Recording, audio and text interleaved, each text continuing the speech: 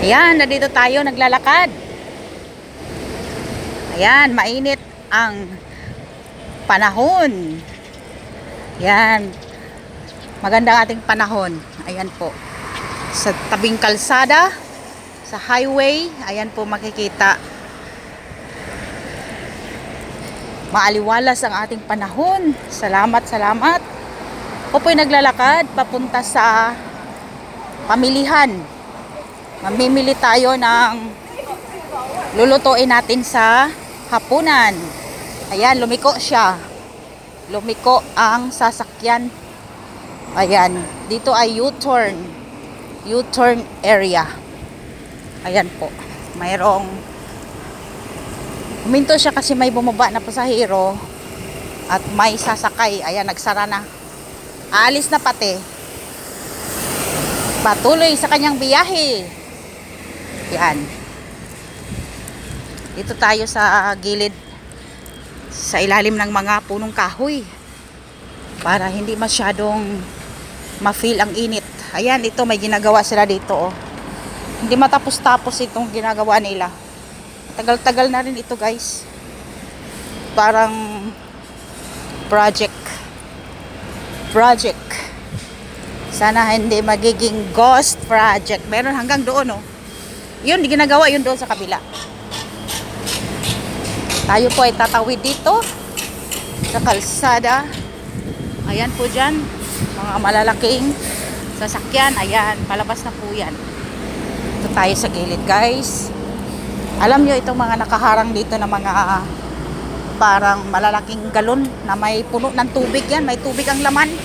May laman na tubig para hindi matumba ba. May ginagawa po sa loob dyan. Yan. May mga ilaw.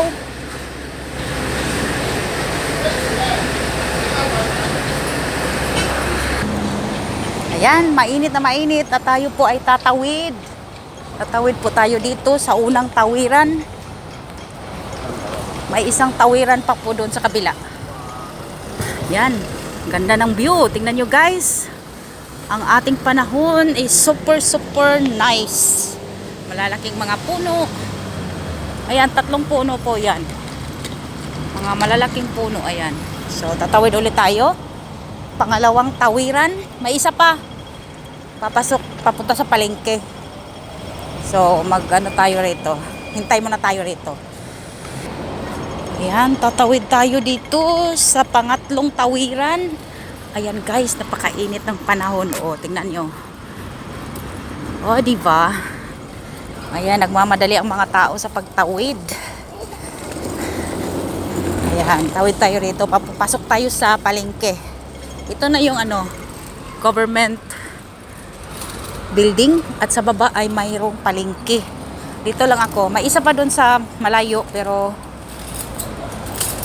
wala akong kailangan doon. Pasok muna tayo dito sa palengke na ito. Dito tayo papasok sa loob.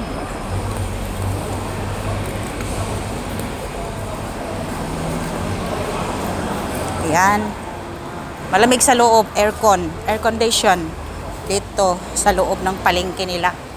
Ayan, pasok tayo. Daming panindaw. Hindi ko pwedeng iikot ang aking kamera. May mga hagip siya. Nakatutok ka. Nakita niyo ba yan, guys? Yan po ay fish maw para sa sabaw.